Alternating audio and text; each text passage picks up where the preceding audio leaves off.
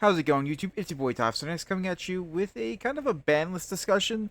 This it's something that I've been meaning to do for a minute, but ultimately because of the season, this is probably the perfect time to. So kind of tis the season to talk about what you think could go on the ban list, etc., etc. You know. Now, mind you, just disclaimer in the beginning: this is my 2 cents. None of this means that it's going to happen. None of this means that I think it absolutely will happen. These are just different theories and things to talk about, which is something that most of the time when I make these like longer discussion videos, that's the goal of it, is to get the discussion going and have people talking in the comments below and different things like that. Mostly about what we're talking about here today. So, what cards do I think will be banned, or like different things that will possibly be hit on the ban list? So, I guess the first place to start, in my opinion, is to see what decks are pretty popular. So I'm going to begin with specifically Kashira Fiend Smith, and that'll kind of roll into Yubel Fiend Smith. So to get the idea, we'll go from there. So the first two cards that I want to talk about are going to be Kashira Unicorn and Fenrir. So Unicorn has been talked about a lot on like the Twitter space about how it possibly could get hit. A lot of people don't really talk about Fenrir anymore, in terms of like a card that does too much or something like that. Um, People kind of say that like Unicorn is oppressive, and I see their reasoning behind it, and I do agree in a lot of ways that it's kind of too good, but in a lot of ways, I just think that Fenrir is worse. And just to talk about that, so like the biggest thing with Unicorn is like if you're going first with Kashtira, you summon Unicorn, you activate the effect. Like any hand traps, even if you're not playing specifically Kashtira, like if you're just playing it as an engine, like say Snake Eye, if you summon Kashtira Unicorn and then you just like normal summon Snake Eye, we'll say Ash, and then say they use Ash Blossom against you, then you get to rip their extra deck, and then on the next turn, most decks start their combos with some sort of summon effect or something like that.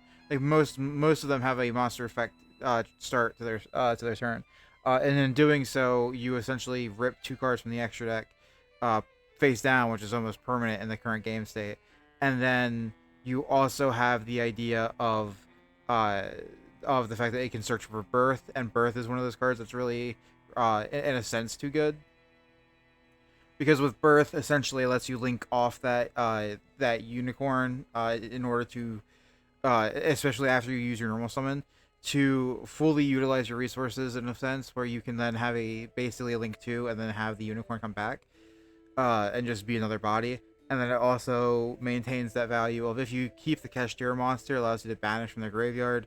It also keeps that value of every turn Birth can bring a monster back, which is pretty good. Birth is a card that could honestly could be hit. I didn't even really think about that at first when I was putting everything together. But at the same time, I absolutely agree that like Unicorn is a problem, but Fenrir, in my opinion, is the worst proprietor of it. So the biggest issue with Fenrir, in my opinion, isn't so much the combo stuff that like Unicorn kind of supports. It's the fact that Fenrir is splashable into almost every single deck in the game, being a free summon immediately on first turn without your opponent having any cards, and it immediately becomes an oppressive card if you just pass turn or use it even as a combo piece, because it can search itself. The minute that you clear their board or you stop them from doing something with, say, like Ash on the Krima, sorry, not the Krima, on Ash on the Link 1 starter for Fiend Smith, or something like that, then if you hit them there, then if they search the second Fenrir, then it's another free summon. And at the end of the day, I think that like Fenrir is a problematic card because it's so good going first, but then it's also incredibly good going second. So even if you set up an entire board, if I just special summon Fenrir, it immediately puts pressure onto you, my opponent, just by existing. And like it's good in both regards.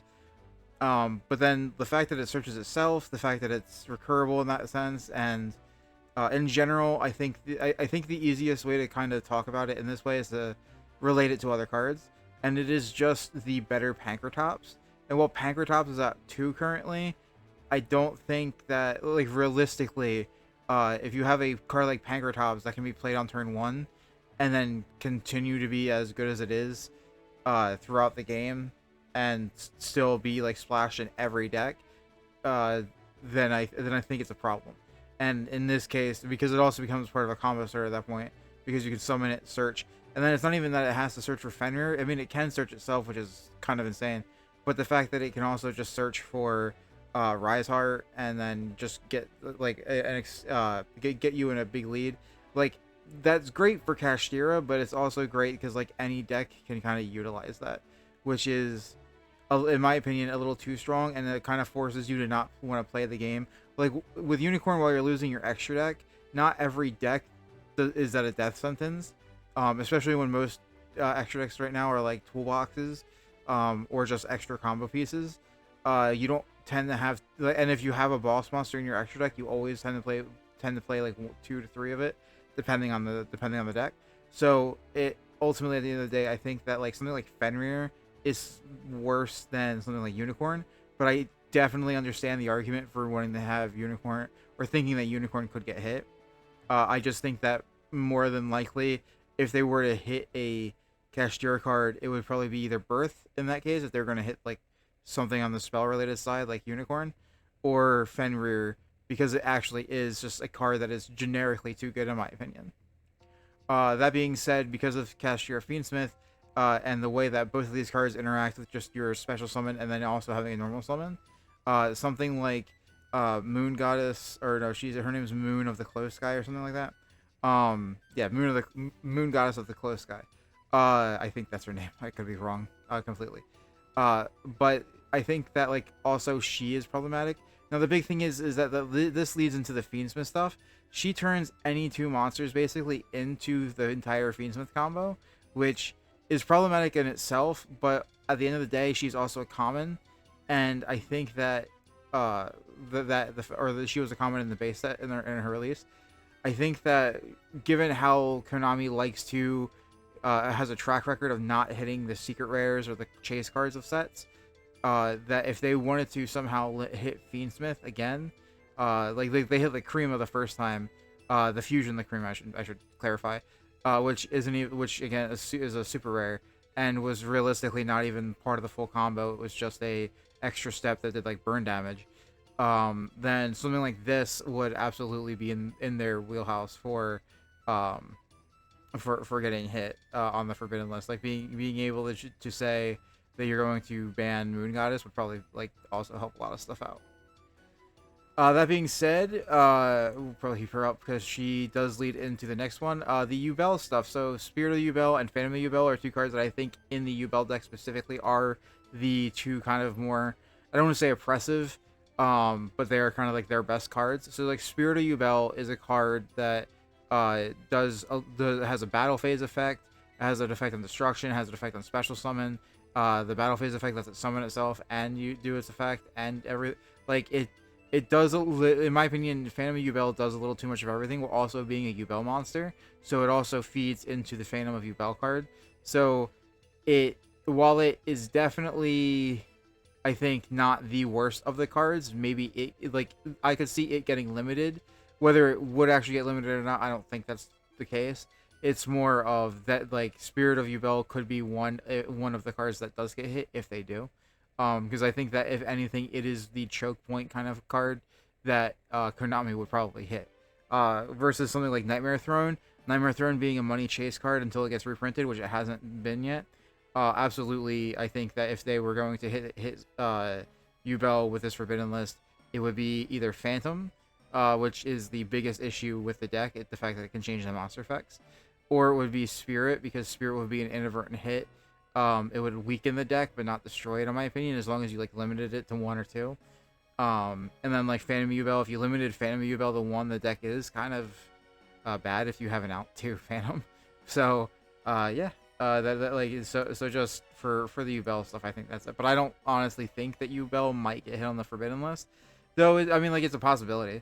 Now, if you wanted to talk about Fiend Smith, people kind of look at it and go like, okay, well, Krima is kind of good, Engraver is too good, but both of those cards are the chase secret rares for Fiend Smith.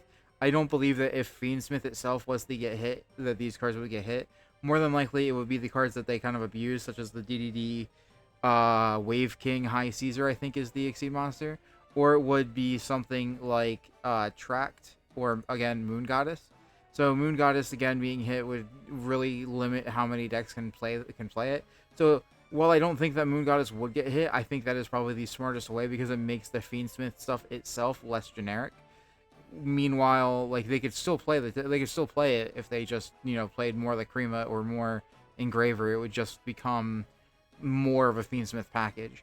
Tract is another one of those cards that I think is a card that if Moon Goddess was to get hit, would see more play if you were trying to go into Fiend Smith more heavily, because it would also support Lori or something. But I also think that Tract is a card that could easily get hit if they wanted to hit Fiend Smith and not hit Moon Goddess specifically.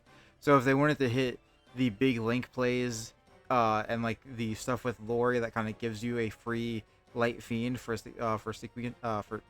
sequence. I keep trying to say sequentia, but it's not sequentia anymore. Um, then I think that they would probably, like, in my opinion, I think that Tract would definitely be one card that could get hit because it also plays really well into the Krima, the Crimson Tier, and stuff like that. So I think that Tract or Moon Goddess would be one of the two things that they would hit with Fiend Smith, unless for some reason Konami gets super bold and decides to just hit Engraver, which I don't think they're going to do. Likewise, where I think that where I think that the where I think that the Fiend Smith cards are kind of a bait and switch in my opinion for that kind of stuff. Stuff like the Hollowed Azamina and Deception of the Sinful Spoils for like Fire King Azamina, I think are the big baits for cards that could get hit. While the Hallowed Azamina is actually not a high rarity or chase card, Deception absolutely is, and those two cards play into each other incredibly well, alongside of the 1 level 6. I forget its name. I should have gotten it for the slides, but the one that lets you search for one poster afterwards. But I don't think that I don't think any of these, like one specifically that I mentioned so far, are the ones that will get hit. If an Azamina card does get hit, I think if anything, it's going to be Silva. I don't remember the rest of the name. It's like Azamina something Silva. The Omni Negate. I think the Omni Negate will get hit. Because of something like Fire King Azamina isn't too incredibly awful, but I think with the way that Azamina and the Snake Eye Sinful Spoil stuff has gone, the fact that there's so many fire decks that just splash Sinful Spoils that like having either like you couldn't I don't think you would want to hit Diabell Star or that, because you would go too far into hitting like original Sinful Spoils for stuff like Snake Eye and such. So I think that in my opinion hitting Deception would probably work really well because it lowers the consistency between Hallowed Azamina as a starter card. It makes you play more Diabell Star. But realistically, I don't think that they would hit the chase card. So the fact that Silva is also, I think it was a common, or a super rare Omni Negate fusion monster that you can summon off of it. I think Silva would probably be the thing that gets hit.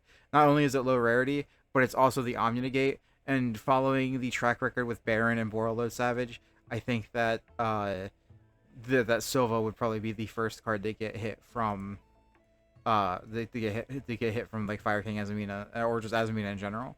Especially with all the new Azamina support that's coming out, you probably could stand losing Silva and still being able to play the Azamina stuff. I think also Bonfire is something to talk about. I think Bonfire might go to 1. You could theoretically use this to hit Snake Eye Kashtira a bit. I am personally a little tired of seeing fire decks. I will talk about this more later because it does come up with other decks. But I just wanted to kind of touch on it now because Snake Eye is pretty prevalent and it is played in like Fire King Azamina and stuff. But ultimately, I think that like Bonfire going to 1 is a big possibility, but at the same time, like it's also just copying the OCG stuff. But yeah, we'll talk about that more later. Following that, Ritual Beasts. So Ritual Beasts are really annoying to talk about because if you want to talk about Ritual Beasts, you kind of have to talk about some really annoying cards and some cards that I personally really despise. So before we get into that, I think the cards that you would probably see in Ritual Beast that could get hit would be something like Spiritual Beast Canahawk, Ritual Tamer Elder, or Ritual Beast Ulti Canahawk. Now, Canahawk specifically, the main deck Canahawk, I think could get hit because it is a little bit too. It is something that could be a little too good. The fact that it's level 4 and it lets you go into Infernal Flame Princess, on top of the fact that it furthers your combo, isn't a once per turn, and is just something that is pretty good. It is probably like one of the good spots for the deck to hit. Same thing with Elder in that regard. Elder lets you kind of just get a little too much stuff, especially with Inheritance and Ritual Tamer, Spiritual Tamer Lara, as well as normal Ritual Tamer Lara. You get a little too much value out of stuff like Elder Lara, and even though Spiritual Beast Tamer Lara, I think, is the problem mostly for the deck, as well as like the new fusion and the new Link aren't entirely balanced either, but like I don't think they're as bad as Lara herself is, because like not only is Lara like an effect in the hand, also when she's banished, also she can banish herself to protect from the graveyard. Like it's a little like, and you banish as part of the combo, and the only downside is that she is a hard lock to some being special summoned once per turn, but you're not locked into only special summoning one Lara per turn. So like if you summon 2 Lara at the same time, it still resolves, which is kind of annoying. But yeah, so I think like Lara being a chase card though, is she's not going to get hit. Again, like the issue is that is a very common issue with Konami. While a card is new and could be and is problematic in a sense, Konami will not address it until it becomes too much of an issue, and or the card gets reprinted, and then usually by then they're power crept a little bit, so it doesn't matter. But like, yeah, that's the problem. At least with Laura, in the sense. And then Canahawk, Ulti Canahawk, I should talk about. I think whoever designed Ulti Canahawk doesn't understand the game.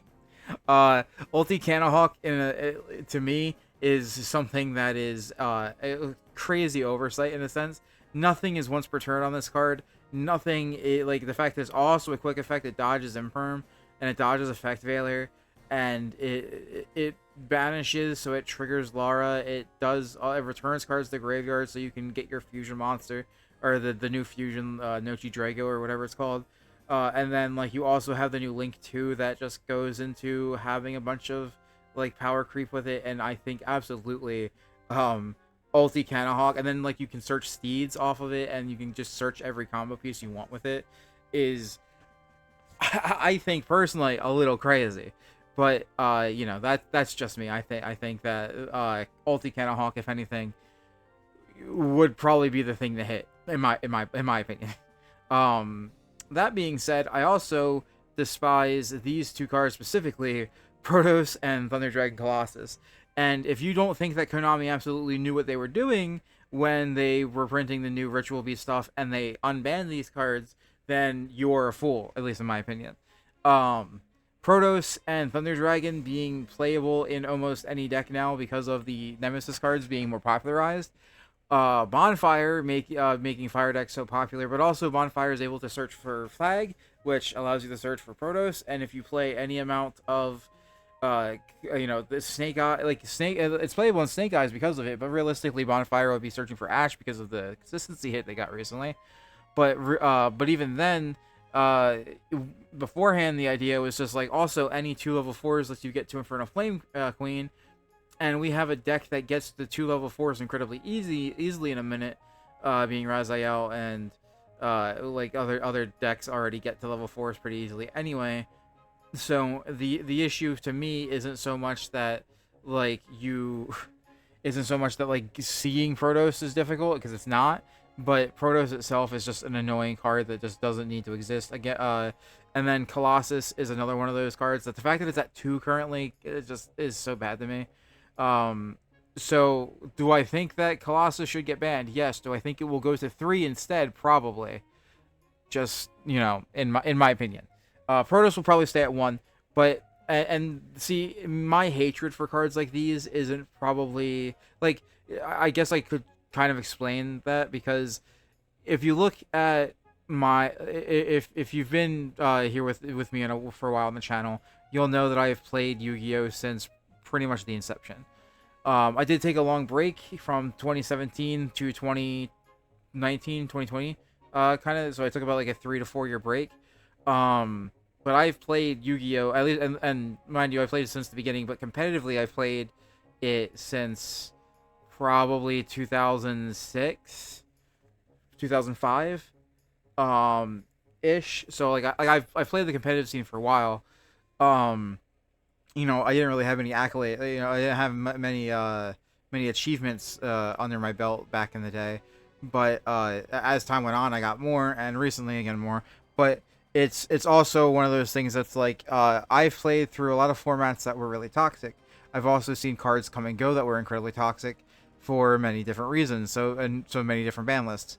Part of the thing with monsters that are also floodgates is that monsters that are also floodgates, we usually call them floodgates with legs, is the fact that they over succeed entirely in what they do.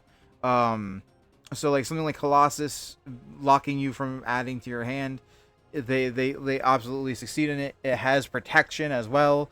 It's just stuff that's crazy. Protos is the same way. It locks you out of an entire attribute and has protection, and its stats are incredible, like 3k defense for a body, and locks out of an attribute and pops all the cards of that attribute. And it's like, as long as you know what your opponent's playing, Protos is crazy. And then if you don't know what your opponent's playing with Ritual Beast, well, then you can just summon Colossus, and odds are most decks add to their hand currently, regardless of how they do it. They do it. So unless they have the droplet or the imperm, then most likely they're kind of screwed. Which is like, there's like, obviously there's outs to everything realistically, right? But like deck building has changed drastically since like back in the day. So I'm one of those people who loves to advocate for Spell and Trap Floodgates. I personally think Spell and Trap Floodgates aren't that bad. But when you look at my history is full of formats where back row removal in the main deck was the common mainstay. And to be fair, it is difficult for me to kind of drop that. But at the same time, like, it's why I have such a bias against like these monster floodgates. But at the same time, it's why I also have a fondness for just generic floodgates like Skill Drain, like Anti-Spell, like There Can Be Only One, Rivalry Gozen. Because like I've seen the formats where they were absolutely worthless and still limited or banned, and then I've seen the formats where they were absolutely great, not hit, and then still fell off because they just weren't as useful anymore, or just because the idea of them in certain decks didn't really matter. So it's one of those things that's like you can make the argument both ways, but like at the same time, like it's just my experience that kind of pushes me towards one. Because like also when you see like a lot of pre-runic anti-meta decks, you see stuff like Fossil Zyna, Jowgen, Banisher of the Light, Radiant, Banisher of the Radiance, and Banisher of the Light. Like they have the same effects really. And like the barrier statues, and like now you see stuff like barrier statue with the Storm ones is banned because you can search it in Flu, and like there's so many like S0 just says no to stuff. True King Calamities is banned. Like if like when you it's a weird thing where it's like some are too good, some are not. But then at the same time, like the Fiend or the Dark statue is played in Chimera decks because you can summon it, you can send it and summon it.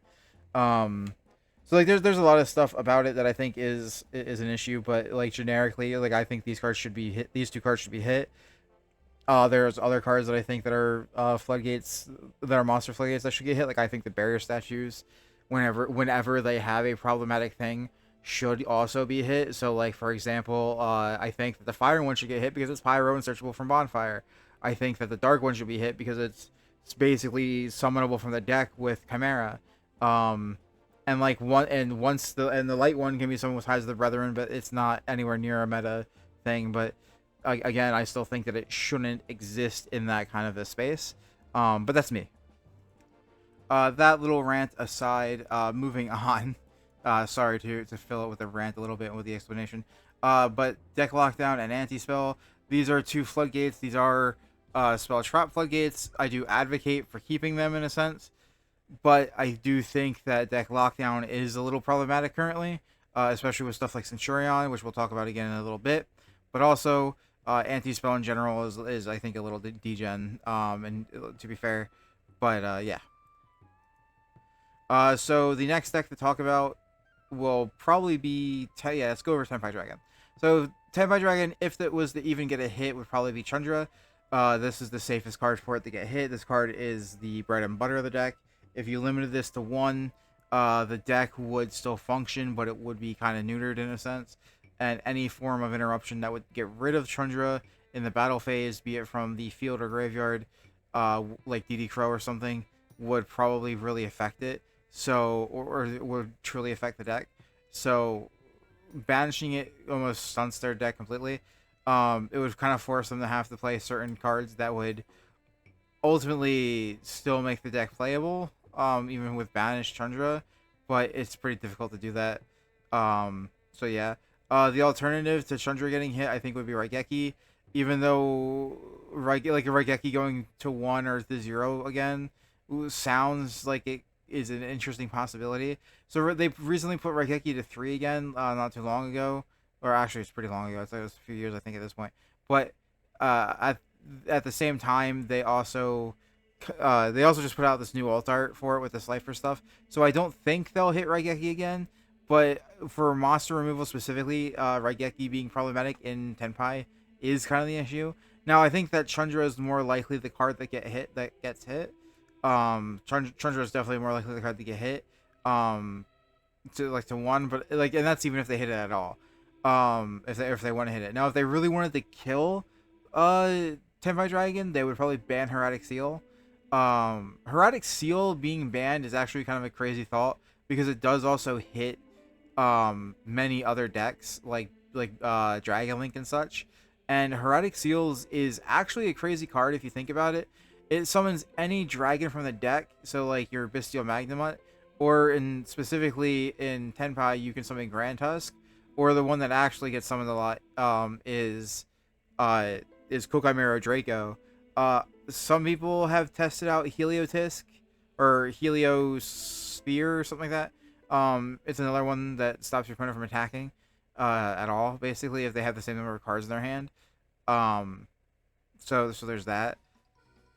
At the end of the day, I think Seals is kind of a really good card. You tribute it to bounce, then on resolution you mandatory get to summon from the deck, and summoning out like Grand Tusk to pop, or summoning out Draco to lock out something like Yubel, or summoning Bystial Magnamut is something that's pretty strong. And even though they're 0/0, you've done the damage with like the Floodgate on legs, which again, problem, or the Magnamut being able to search for stuff at the end phase. Like it like all these things immediately do their job on the summon. So it just leads to it. Removal and summon and everything in one card like that, I think is stupid.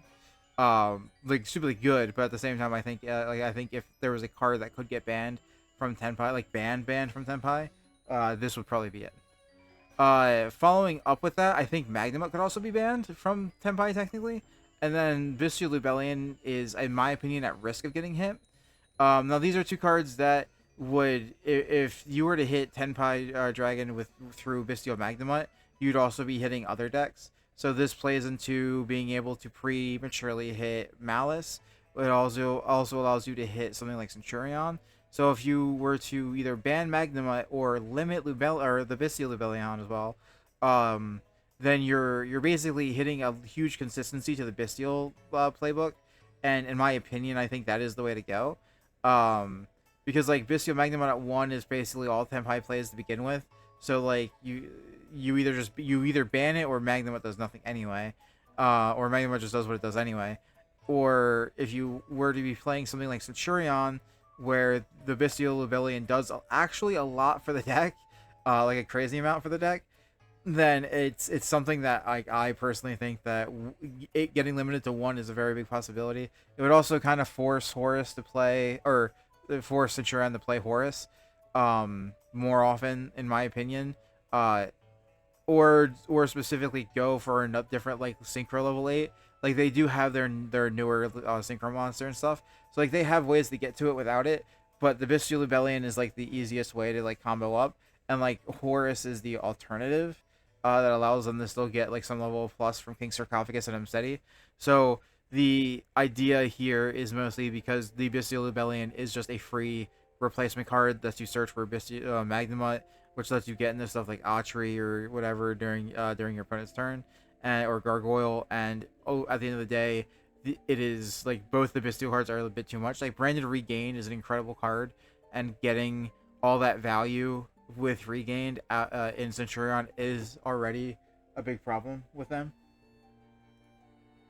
So to move on from here, I think we should talk about Ryel and Malice just a tad. We don't have to talk about them a lot because more than likely we're not going to be getting any premature hits for them.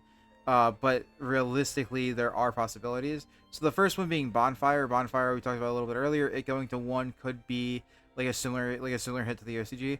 Would be interesting for something like Ryel, who has a lot of pyro monsters.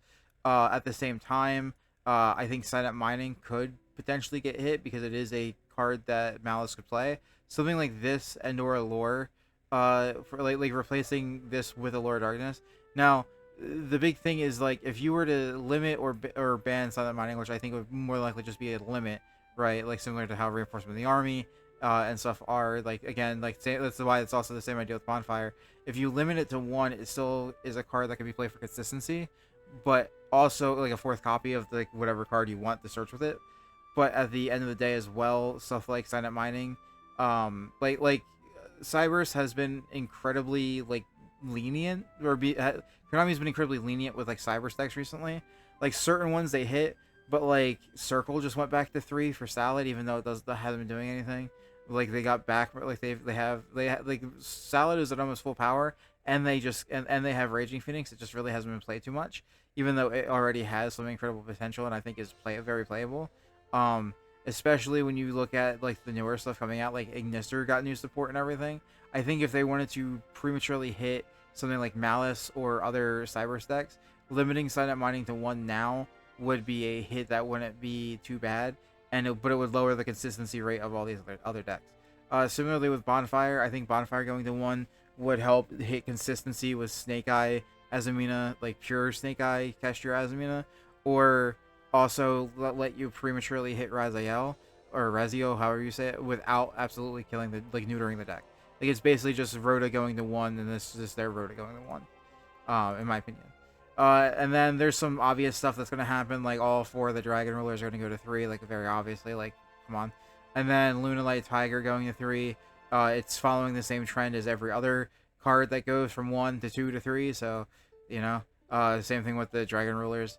And then there's a few cards that I personally want to see taken off the Forbidden list. I'm going to talk about specifically 4 of them. So the first one is kind of a meme for the channel if you're new here. Oh, that's Lunar Light Tiger. Sorry.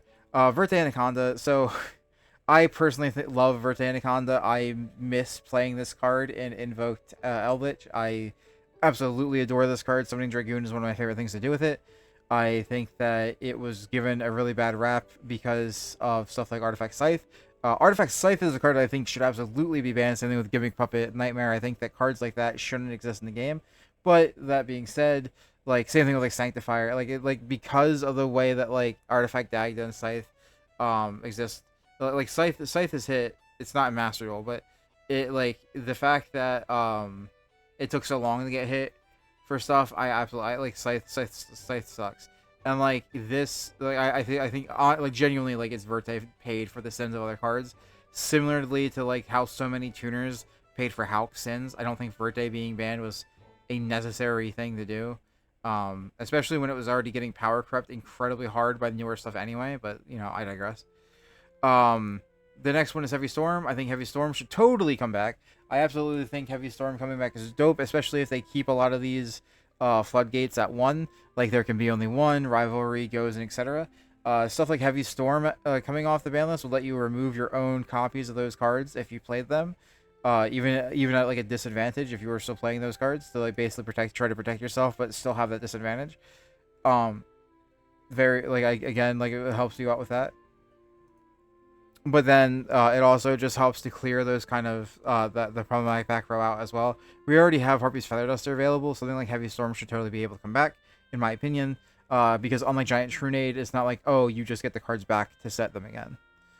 Then the last 2 cards are going to be 2 Link monsters that are probably a little controversial. So Prank Kids Meow Meow Mew I absolutely think could come back. As much as I do hate most Prank Kids players are a breed of their own where they slow play and they try to go through their combos as slow as possible, get to time, and then because their combo increases their life points and burns you. It is always an incredibly toxic feeling playing against them because of the mechanics of the deck and stuff. Now, mind you, like, yes, it is a deck that does have a lot of times where you would have to think and things such as, but hitting Meow Meow Mew, I think, especially at the time when they hit it, similarly to Verte, was just too little too late. When by the time that they hit Meow Meow Mew, Prank Kids was already kind of a mid deck anyway, and realistically, I don't think Prank Kids would do much at all with Meow Meow Mew. Like you'd see a surge of play, obviously, right? But I don't think you'd see Prank Kids really topping anything except for like they top, like maybe they top because of a bunch of time stuff. Realistically, or well, I guess Colossus is actually a thing, so realistically there might be a way for them to play like flag and stuff. So you never know. Like maybe they play more Roxy's, so they're able to go into like Infernal Flame Queen and stuff. It would be an interesting thing to see. And again, like Meow Meow Mew just helps facilitate being able to actually see a different deck again. So I think seeing something that's not fire or pure fire in a format would absolutely like be like really welcome here. Fire water formats historically have been some of my most hated and have been some of the most toxic in the game. Old original Mermail format, not very fun. Brotherhood versus Mermail stuff was just not very fun at all. I like either. Like fire water combo time is just not very fun. And the last card is Sprite Elf. Now this is a card that I think very much like personally this card got hit for a deck that wasn't Sprite, and while I think that deck is kind of seeing like you know, kind of like moonlighting, and like there's people obsessed with Tyr, right? And while I don't like the fact that Tyr could be able to play it, or like Yubel will be able to play it again, I think that the fact that like realistically, if we, and I don't want to say to ban Merle, but if we banned Merle, like Sprite Elf being legal again, like there, other than maybe Nightmare Ibly, I don't think there's a big problem with having Elf available again. So I'm not saying to ban Merle then bring this back, but I'm saying that like if we bring back Elf, I think we could, like if we brought back Elf for a format and then immediately ban it again because it's problematic, I'd be okay with that. But I would like to see a format with Elf available still, and that would be something that I would like to see. Now, mind you, again, this is all my opinion. None of these things are fact. None of these things are going to happen. Konami's probably just going to call me an idiot. But I figured that like having this level of discussion, like your guys' stuff in the description, out of all the duels that I see on Dueling Book, I've uploaded over 3,000, like almost 3,000 videos at this point. I see thousands of replays, like in you know, so often. So I'd like to think that some level of data has like rubbed off on me in this way, but yeah. So but yeah, so like just to get the conversation started, I would like to, you know, what would you guys like to see unbanned? What would you guys like to see banned? Obviously, like we talked about a bunch of stuff here with a bunch of the decks that are kind of meta relevant. But there are plenty of decks that I didn't touch on, like I didn't talk about Voiceless Voice. Not that it hasn't been doing anything, but because in my opinion, I don't think Voiceless Voice really needs any hits. If anything, it probably needs another card. But also, like I haven't talked about a lot of different decks. Like there's Magical Muskets that I know I've been topping, the different Unchained stuff, Labyrinth, also. So I haven't really talked about those things, mostly because you know, I don't really think those cards are those decks are as problematic, especially because we don't have the ruling in TCG where rollback can copy viruses. Now, if that was the case, viruses should be banned or rollback should be banned. But you know, I digress. But again, I digress. Those are hypotheticals that like you would want to get into with specific OCG and stuff like that. Again, thank you guys so much for watching. If you guys want to support the channel, please feel free to check out Gemtech accessories. A link to them will be in the description below. If you use my discount code TeddyFurry10, you will get 10% off your purchase, and that also supports the channel because those I get commission for that. If you also want to support the channel, feel free to check out Dueling Guard. If you don't necessarily like the Gemtech luxury items, Dueling Guard might be up your alley. And they're like in my opinion very good. I have one of their binders here that I've used for over a year, and I absolutely love the Nami Navigator binder, which I think is actually back in stock at the moment because I'm recording this on Black Friday. And then also like Gemtech stuff, I have many reviews for that stuff up, as well as that binder. I also have a review for that up. So if you want to check those out, absolutely, I would suggest you guys do that. If you guys want to go to Imperium Duelist using my affiliate link below as well, anything that you purchase from there after using my link would go towards me. Helps me out a ton. I do not have a discount code for Imperium Duelist though, so unfortunately there's that. But yeah, any of the codes down in the description below, and if you want to discuss everything over there with the dancing Pearly is it's talking about a Discord invite in the description below. If you want to talk to me in the Discord, or you just want to ask me any questions, we get tons of new members every once in a while, so I always want to show the Discord because it's one of the easiest ways for you guys to reach me, as well as one of the easiest ways to just find a community for things. We're trying to open up more stuff for like remote duels and such, so absolutely, if you guys want to check it out, description invite in the description below. I love you guys. You guys always blow me away with your comments. The last video that I did that was like long like this had tons of comments. And it was like, yeah, it was all kind of bashing on Konami and stuff, but there were tons of people that gave really kind of insightful discussions and stuff, and I really did like it. So to pull that back, let's have that kind of discussion with the ban list. Now I know the ban list is a very decisive thing, but yeah, I would like to have that kind of a civil discussion here as well if possible. God bless you all, guys. I hope you all have a wonderful day. If you guys didn't hear it from anyone beforehand, happy Thanksgiving, and I hope you guys all have a lovely holiday. We're getting towards the end of November. We're getting into December soon. I'll still be uploading videos all the way through. I will be uploading even on Christmas because I pre-record a little bit sometimes. But if I don't get to make another talking video like this before then, I hope you guys all have a Merry Christmas. God bless you all, and peace.